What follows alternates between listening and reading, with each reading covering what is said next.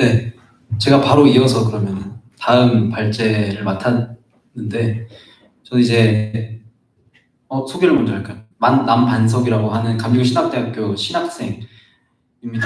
네, 드리머즈에서는 거의 모임 한 3번 정도만 나왔는데 이렇게 셀링을 준비할 수 있는 기회를 이제 하나님 허락해 주셔서 감사하게도 오늘 이렇게 모임에 같이 좀 열심히 참여하게 됐고 발제까지 맡게 되는데 제가 좀 갑자기 생각이 든 게 예원님과는 좀 같은 주제이지만 조금 다른 맥락과 관점으로 제가 역사적이고 좀 성경적인 맥락에서의 통일을 좀 정의해보자라고 발제를 준비했는데 생각해보니까 성경적이라는 성경 말씀을 한 구절도 안 꺼내놨어요. 그래가지고 이게 맞나? 갑자기 생각이 들기도 하는데 네, 어쨌든 이 한반도 통일운동이라고 하는 것의 정의는 우리 남북 청년들이 함께 정의할 때 의미가 더 깊은 것이고 또 우리가 삶에 걸린 그런 대한민국의 민족적 사명이 걸린 일이기 때문에 우리가 어떠한 믿음으로 이 통일을 바라봐야 하는가에 따라서 우리가 이 통일 비전, 즉 북한 선교에 대해서 좀 다르게 바라볼 수 있지 않을까 싶습니다. 그래서 좀 이번에 한 카트, 딱 대한민국의 어떤 역사이기도 하고 좀 이렇게 한반도의 어떤 통일을 향한 그런 발걸음, 지금 나가고 있는 한국 교회의 길에 대해서 제가 좀 한 맥락에서 딱 커트를 보기 원하는데, 네, 일단 북한 사역에 대해서는 제가 저는 이제 다 시퍼런 이제 학부생이지만 하나님께서 저희 고등학교 때부터 북한에 대한 마음을 주셔서 이렇게 정치에 대해서도 관심을 가지게 되고 또 이제 한국 교회에 대해서 하나님께서 가득 마음을 부어 주셨기 때문에 어떻게 기도해야 하는가, 또 통일이라는 문제는 우리에게 어떤 의미인가라는 것에 대해서 정말 많이 고민을 해본 것 같아요. 저도 이제 선교단체 경험이 있어요. 근데 정말 십사십창이라고 하는 저 이슬람 민족에 나아가서 전도를 해야 된다. 그걸 우리가 감당하자. 미전도 종족에 나아가서 우리가 복음을 전파하자라고 말하는 선교단체에 속했었던 사람으로서 말을 해보면 북한 선교는 진짜 더럽게 하기 싫은 그런 선교의 영역인 것 같습니다. 왜냐면은 다른 어떤 해외 민족에 나아가서 우리가 복음을 딱 전한다고 했을 때는 너무 쉽잖아요, 사실. 그냥 마음만 먹고 뭐 재정만 모아서 선교단체 통해서 파송되면 되는 거예요. 물론 이게 당연히 쉬운 문제라고 말할 수 없겠지만 우리 하나님의 마음을 가지고 있는 사람들에게는 이것이 바로 즉각적으로 나타날 수 있는 어떤 바로 현장에 나가서 영혼들과 만나서 떡을 떼고 막 이렇게 복음 얘기하고 할 수 있는 문제인데 어떻게 이렇게 북한 선교의 세계와 영역은 이렇게 다양하고 복잡할까에 대한 생각을 정말 2년 동안 되게 많이 한 것 같아요. 뭐 지하교회가 있냐 없냐 문제부터 시작해서 정말 언제 될 것이냐, 이걸 진짜 계속 해야 되느냐, 정부 차원에서 국가 차원에서까지 같이 우리가 기도하고 나아갔던 사명인데 잘 되지 않았던 것에 대해서 저희가 새롭게 어떤 영적으로 재정의하는 그리스도인들, 그 청년들의 정의가 필요하다라고 생각해서 이 타이틀을 정하게 되었고요. 시간이 생각보다 없는 것 같아가지고 빨리빨리 넘어가야 되는데 이제 다음 거 넘겨주세요. 네, 이제 핵심 키워드입니다. 이게 아주 심심한 PPT지만 어쩔 수 없어요.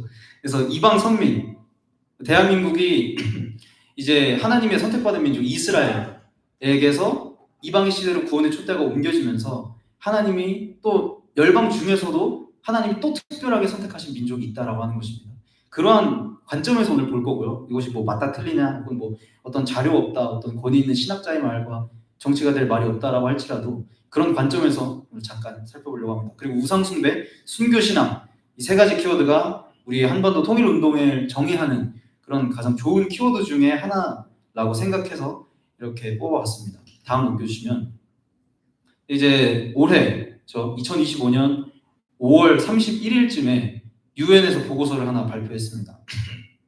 북한 인권에 관한 보고서인데 이 Situation of Human Rights in the DPRK라고, 그러니까 그냥 늘 하던 거죠. 그러니까 북한의 인권 상황이 어떻게 되었는가를 2014년 1월 1일부터 2024년까지 10년을 걸쳐서 조사하고 또 300명이 넘는 탈북민들에게 인터뷰해가지고 내린 그런 내용이에요. 근데 다른 게 없어요. 그냥 우리가 늘 듣던 그대로, 그냥 감시, 처벌, 강제 동원, 그리고 감시국가의 심화, 이동 자유 붕괴, 표현, 정보 접근에 대한 중형, 사법 구금 영역의 체계적 침해 등 북한 인권의 전진은 없었다 하는 결론입니다.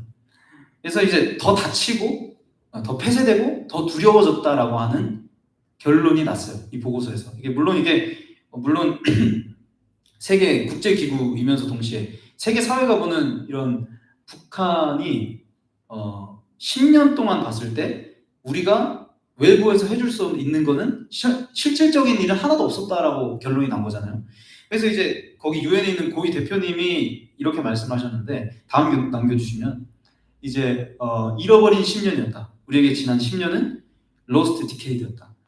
네, 라고 이렇게 표현을 하셨습니다. 제가 그거 봤는데 이제 세상에서는 너무나 빠른 속도로 시간이 발전하고 있어요. 제가 나중에 시간표도 보여드릴 건데 너무나 속도가 종말을 향해 갈수록 빠르게 지나가고 있는 이 상황 속에서 이제는 AI가 있고 사람들의 어떤 생각과 마음과 어떤 본능까지 아까 말했던 유토피아 건설하자. 그러니까 이게 인간이 가질 수 있는 가장 악한 것이 인간의 어떤 자유로운 육적인 본능의 생각 안에서 이루어지는 가장 환상적인 국가 건설하자.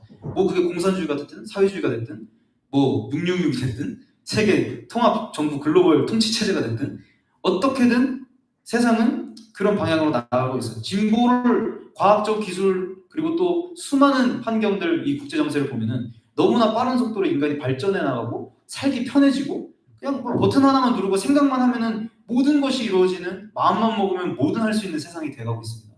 그런데 어떻게 이 북한이라는 곳은 인권이라는 분야에서 10년이면 강산도 변한다라는 말을 이렇게 적용되지 않는 국가일까? 이걸 또 영적으로 바라볼 때, 또 우리가 역사적으로 바라볼 때 우리는 정말 10년을 잃어버린 것일까? 아니면 복음이 닫힌 그 북한 땅에 수많은 죽어가는 영혼들을 우리가 80년 동안 방치하고 잃어버리고 있었던 것일까? 이 문제입니다. 네, 그래서 다음 넘겨주시면 제가 챗GPT 씨한테 한민족에 대한 연대기를 그려달라고 했어요. 보시면은 제가 기준을 저희가 이제 한국이 어떻게 탄생한지 얘기를 하면 우리 이제 단군 할배부터 시작을 해서 지금 이렇게 나옵니다. 근데 이게 어떤 연대기냐? 빨간 색깔 보이시죠? 여기 맨 끝에 있는 이 10분의 1도 안 되는 이 외부 바깥 영역이 우리 민족이 구원을 얻었던 시기입니다. 그러니까 어떻게 보면은 4,000년도 더 전의 인물이에요. 단군이라는 사람이. 근데 뭐 신하다라고 이런 소리도 있지만 신하가 아니고 인물은 실제 인물이긴 합니다. 그래서 고조선이 건국이 됐죠. 그리고 이제 뭐 여러 가지 시대가 삼국시대도 있었고 조선시대도 있었고 한데 그 모든 시기를 거쳐서 지금 이 딱 빨간색 지점이 시작되는 이 시기. 그러니까 지금으로부터 불과 140년 전에 처음 복음이 우리나라에 들어오게 됐다는 거예요. 그러니까 우리나라와 우리 민족은 이 4,000년 동안 하나님께 어떻게 보면 유기당한 거예요. 그러니까 그 당시 민족이라는 것이 형성될 시기가 약 뭐 4,000년도 저전에 이제 바벨탑이라는 사건이 있었죠. 그 일로 인해서 민족이 언어가 분열되고 세계 만방으로 흩어지기 시작하면서 사람들이 분류되기 시작합니다. 그럴 때 민족이라는 게 산증이 되고 그 시대에 하나님이 가장 사랑하시는 믿음의 선조라고 불리는 아브라함이라는 사람을 하나님이 택하셔서 이스라엘을 선민으로 택하셨죠. 예수님이 이 땅 십자가로 지시러 내려오기 위해서는 사람으로 태어나셔야 되기 때문에 사람은 뭐죠? 국적이 있고 민족이 있고 가정이 있고 이런 존재가 사람이지 않습니까? 하나님이 예수 그리스도가 내려오실 그 족보를 이스라엘을 통해 아브라함을 통해 만드셨다는 거예요.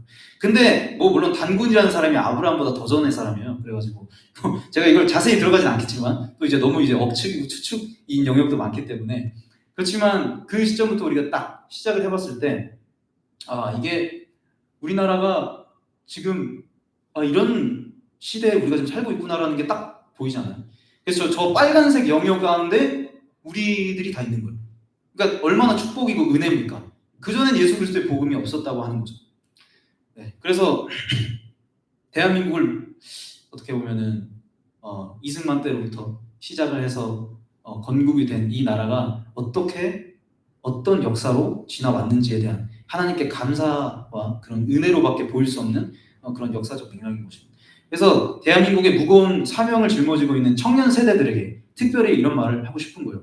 저는 아까 이방 선민이라는 키워드를 하나 뽑았죠. 그래서 이 대한민국이라는 민족을 설명할 때 우리는 이 한민족을 유대 선민인 이스라엘과 오버랩하여서 보아야 합니다. 네, 19세기 그러니까 1800년대 중후반대에 가장 아시아에서 더럽고 위험했던 그 동쪽 끝의 작은 반도가 왜 지상명령의 대표 주자가 되어야 하는 것인가? 이 마지막 때에 복음 들고 전진할 선교 운동의 왜 선두주자, 제사장 국가인 것인가? 라는 질문이 나오게 되죠. 그래서 우리는 지금 2025년을 살고 있습니다. 그러면 이제 단군 이래로 900번이라고 누가 추정을 했는데 막 너무 정확한 통계까지는 아니지만 100명 이내의 규모로 일어난 뭐 폭동까지 다 합쳐서 거의 900번 가량 이상을 저희가 전쟁의 역사가 이게 기록이 되어 있다 그래요. 그래서 단군 이래로 이렇게까지 이스라엘처럼 뒤지게 터진 민족이 없다 이렇게 말을 하는데 그런 어떤 약자로서의 역사 우리는 쭉 약자의 역사를 살았어요. 그리고 이제 또한 지금 이제 현대에 들어와서는 세계 10손가락 안에 드는 선진국 반열에 오르는 이승만의 기적 위에서 대한민국을 볼 필요가 있습니다. 그래서 이제 고조선 건국부터 대한민국 건국까지 4,000년 그리고 대한민국이 복음을 받아들인 지 고작 140년 이렇게 되는데 이스라엘도 4,000년 전에 이제 아브라함을 통해 시작이 됐죠. 그리고 1948년도에 다시 두 나라가 동시에 재탄생을 하게 됩니다. 그것이 이제 둘 다 어떻게 보면 건국이라고 부를 수 있는 일이에요. 그게 이제 어떻게 보면 제가 어떻게 맥락을 잡고 가고 싶은 어떤 그런 부분인데 그래서 우리는 다시 말해서 4,000년 동안 하나님께 버림받고 살다가 이스라엘의 시대 그리고 가운데 보이면 예수님이 오셨을 때죠. 그때 이후로 이제 이방의 복음이 전파되고 로마로부터 그리고 아프리카로 아프리카에서 유럽으로 유럽에서 미국으로 미국에서 한국으로 이렇게 복음이 서진 운동하고 있고 그리고 우리가 지금 이렇게 복음을 받아들여서 140년 전에 복음을 받아들여서 70년 만에 예수님 믿은 지 70년 만에 남북이 위아래로 분단이 되고 그 다음에 분단된 지 또 70년 된 시점이 바로 지금 이 시점입니다. 그래서 통일이라는 것은 되게 중요한 의미가 될 것 같아요. 20세기에 이제 복음은 조선을 단번에 장악시켰습니다. 조선에 이제 첫 발을 디뎠던 선교사님이죠. 저희가 셀링에서도 나눴듯이 토마스 선교사님은 조선인들에게 의해서 외국인이라는 이유로 단번에 숙청을 당하셨죠. 순교하셨습니다. 그러니까 조선에서 일하시는 그 하나님의 역사를 저희가 제대로 교회에서도 한번 보고 역사적으로 한번 볼 때 저희가 정말로 놀람을 금치 않을 수가 없어요.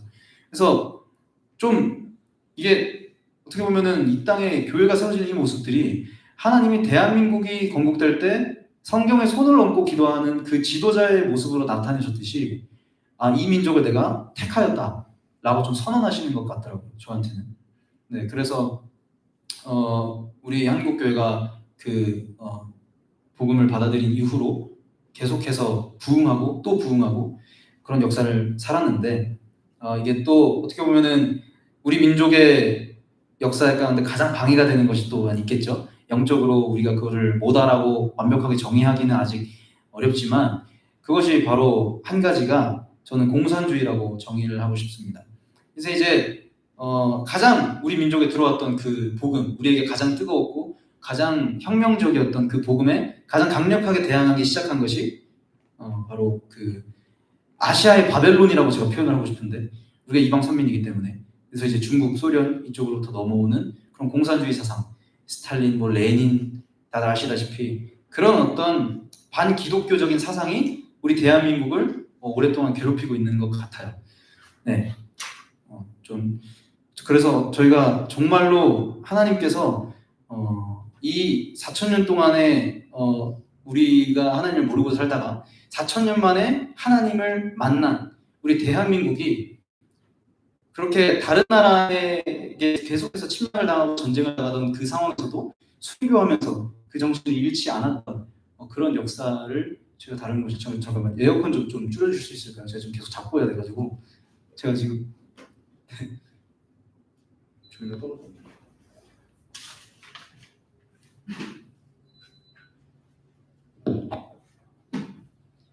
혹시 다음 거 넘겨주실 수 있으신가요?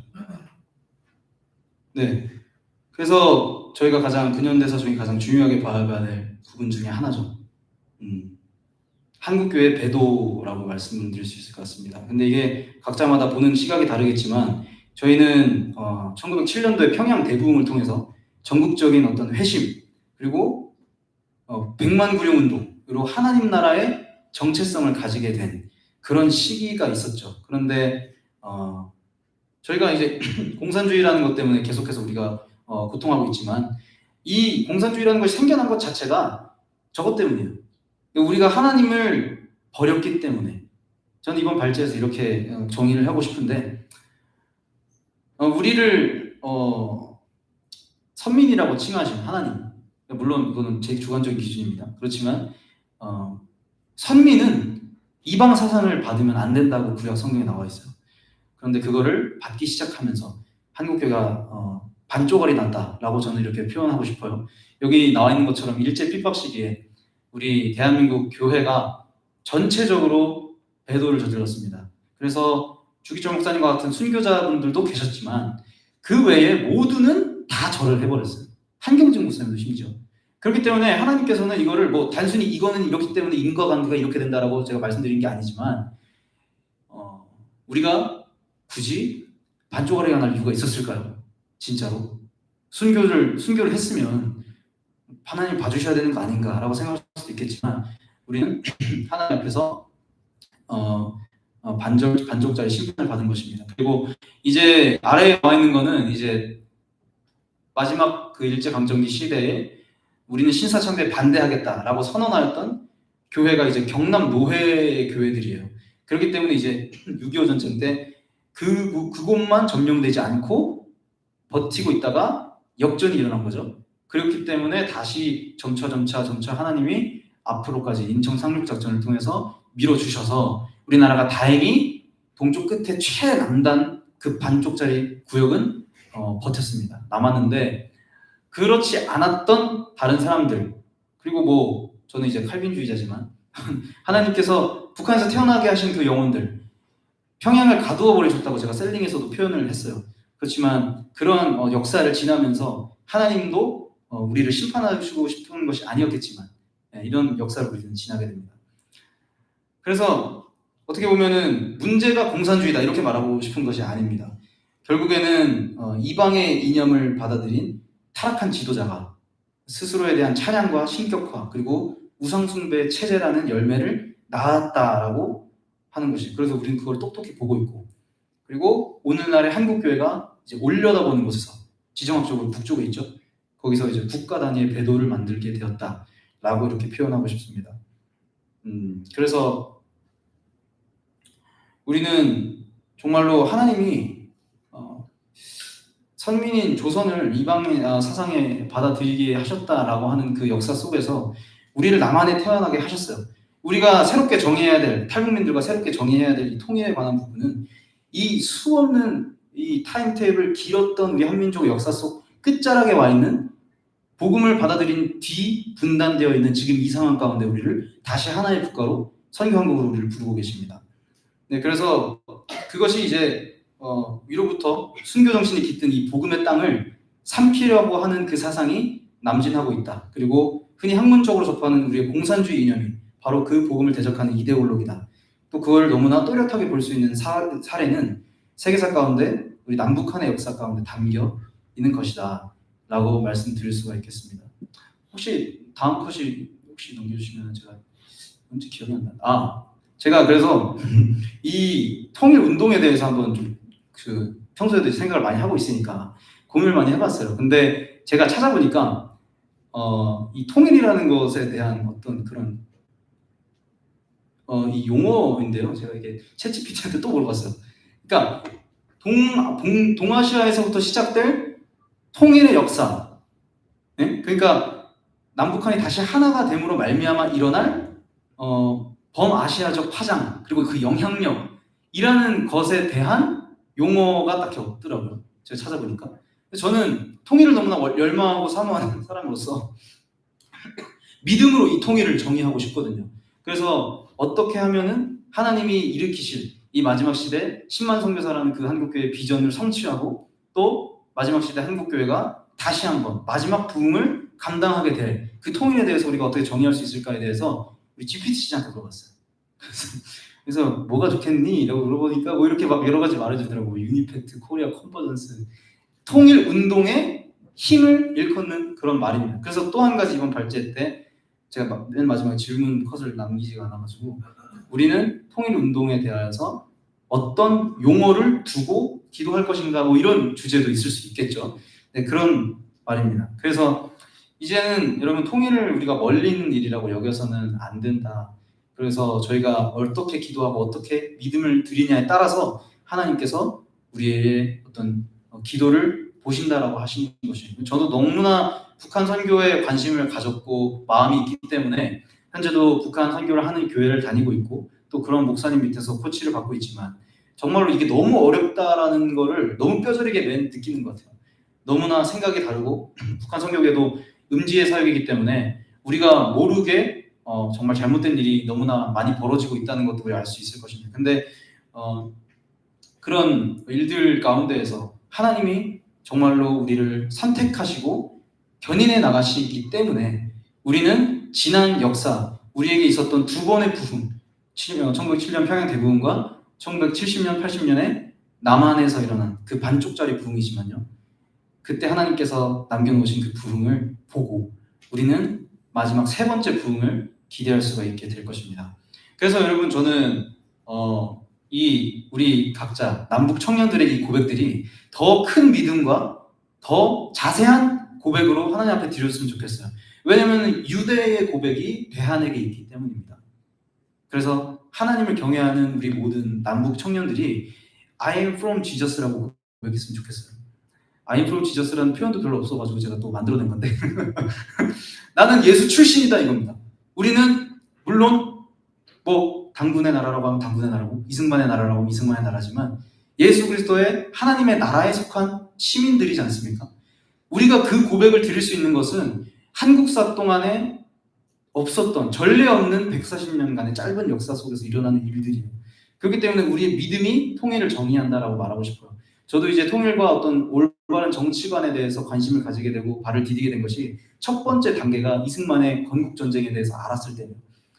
네, 건국전쟁이라는 영화가 아니고 건국정신에 대해서 이 나라가 어떻게 세워졌고 이 나라가 어떻게 복음과 그런 순교의 피에 기반이 되어 세워진 이 반석과 같은 국가인가에 대하여서 제가 알게 된 이후로 하나님께 이 통일에 대한 마음을 강력하게 받았습니다. 그래서 정말 하나님께서 지금 보시듯이 우리나라가 제가 아까 2분의 1, 2분의 2라고 표현했죠. 마지막 남은 우리 대한민국의 안에서 배도가 벌어지게 되면 이제 우리나라는 정말 남진 통일이 돼버리고 저는 그렇게 생각합니다. 근데 우리가 그렇게 되면 안 되잖아요. 저희가 우리가 어떻게 사회를 변혁시킬 수 있는 문제는 아니지만 우리 각자의 믿음이 정말 마지막 시대 다니엘과 새 친구들과 같은 마지막 시대 제자의 영성으로 우리가 정말 순교하고자 하는 정신으로 나아갈 때 우리는 할 수 있다라고 하는 것이에요. 다음 편 넘겨주시면은 별로 상관없는 컷입니다. 이거 제가 잘못 적어놨는데 내러티브 전쟁이라고 이야기식으로 하는 이런 어떤 무력 충돌이 아닌 우리가 싸워나가야 할 어떤 그런 한 형태를 말하는 건데 저희가 정말로 하나님께 부르심을 받은 사람들이라면 이 시점에서 하나님께 우리에게 어떤 비전과 신앙의 고백을 하게 하시느냐는 우리 인생 일대가 걸린 문제라고 생각이 됩니다. 그래서 하나님께서 이 마지막 끝까지 남겨놓으신 이 동방 끝에 한반도 이 국가를 어떻게 하실 건가에 대한 운명, 그 하나님의 그 저릿한 서늘한 시선이 우리에게 느껴지지 않으면 우리는 그리스도인이 아니라고 생각해요. 저는. 그래서 이제 반도밖에 남지 않았습니다. 저는 그래서 이렇게 다시 정의하고 싶은 거는 혹시 다음 컷이 혹시 마지막 컷일 텐데 네, 통일운동은 곧 순교운동이라고 생각을 합니다. 이제 적색 순교의 시대가 있었고 그것이 이제 과거 풍화 선교사님과 이런 여러 이 황폐한 땅에 열매가 맺어지기 위해서 죽어주신 그 미랄들이 있었겠죠. 그리고 그 이후에 우리는 한국교회가 6.25 전쟁을 지나면서 조직화, 세력화 그리고 진짜 더 오버해서 말하자면 제국화가 될 정도로 너무나 몸집이 커졌습니다. 근데 이 사이에서 정말 늘 시대는 달라지듯이 우리가 싸워야 할 그 배도의 흐름도 달라져요. 어떨 때는 우리가 뭐 동성애와 싸우기도 했다가 정치와 싸우기도 했다가 물론 그것이 다 하나입니다. 그렇지만 우리가 이 내부 순환하는 정말로 우리가 받았던 이 복음이 북한으로 밀고 올라가지 못하여서 생겨나는 이 민족적인 비극을 우리가 싸워내야 한다는 것입니다. 그래서 저는 이렇게 말씀하고 싶습니다. 여기서 시대적 죄악에 저항하는 운동이다. 네, 통일운동이라는 것은 저는 그렇게 정의를 하고 싶습니다. 시대적 죄악에 저항하는 순교운동이다. 우리는 다시 순교신앙을 회복해야 됩니다. 이 남한 땅에는 순교의 피가 흘려지지 않은 지 80년째입니다. 그러나 북한 땅에서는 수많은 선교사님들과 그곳에 있던 지하교회 성도님들의 피가 너무나도 선명하게 하나님 눈에는 보인다고 하는 것이에요. 그래서 순교 후 해방이 되었습니다. 순교 후 부흥이 되었습니다. 그래서 우리는 마지막으로 우리가 싸워나가야 할 그 사명을 가지고 그것이 뭐 정치인들, 경제인들 우리의 각자의 어떤 부르심 속에서 세 번째 부흥, 통일운동을 하나님께 바라야 한다라고 하는 것입니다. 그래서 저 세 가지를 함께 외쳤으면 좋겠습니다. 마지막으로 저 세 가지 읽고 발제 마무리하도록 하겠습니다. 다시 한번 부흥을 주소서. 같이 고백할게요. 다시 한번 부흥을 주소서. 다시 복음이 뒤덮게 하소서. 다시 평양을 탈환하게 하소서. 네, 원래는 질문을 받고 끝내는 거였는데 저희가 시간을 너무 많이 잡아먹기 때문에 제가 마무리 기도를 하고 마무리하는 것으로 하겠습니다. 하나님 아버지 감사합니다. 정말로 이 땅 가운데 하나님께서 복음을 허락하시고 교회를 세우시고 오늘날의 한국교회가 존재하게 하신 것은 온전히 다 하나님의 전적인 은혜이며 부르심입니다. 하나님 정말로 사단에게 빼앗기고 있는 저 대부흥의 땅이었던 저 평양을 우리가 다시 한번 탈환할 수 있는 믿음을 부어주시옵소서. 우리가 통일을 어떻게 정의하느냐 정의하지 않느냐 뭐 그것의 문제도 있겠지만 하나님께서 먼저 우리에게 허락하신 그 사명과 목숨을 걸어야 한다는 그 하나님의 말씀은 이제는 우리의 민족의 사명으로 남았고 우리가 해결하지 못한 숙제로 남아 있습니다. 하나님 정말로 우리가 이 시대에 우리 그리스도인 청년들로서 정말 또한 남북의 청년들로서 이 모임에서 하나님 우리가 간절히 사모하고 고백할 것은 주님만이 대한민국의 왕이시며 주여 그 어떠한 인간도 어떠한 우상도 하나님 앞에서는 진정한 왕이 될 수 없습니다. 주님 우리에게 왕은 오직 주님 한 분뿐이십니다. 한국교회 왕이 되어주시고 하나님 다시 한번 이 북한에 해방을 허락하여 주시고 우리 한국교회 통일을 허락하여 주시옵소서. 감사드리며 예수님의 이름으로 기도드렸습니다. 아멘.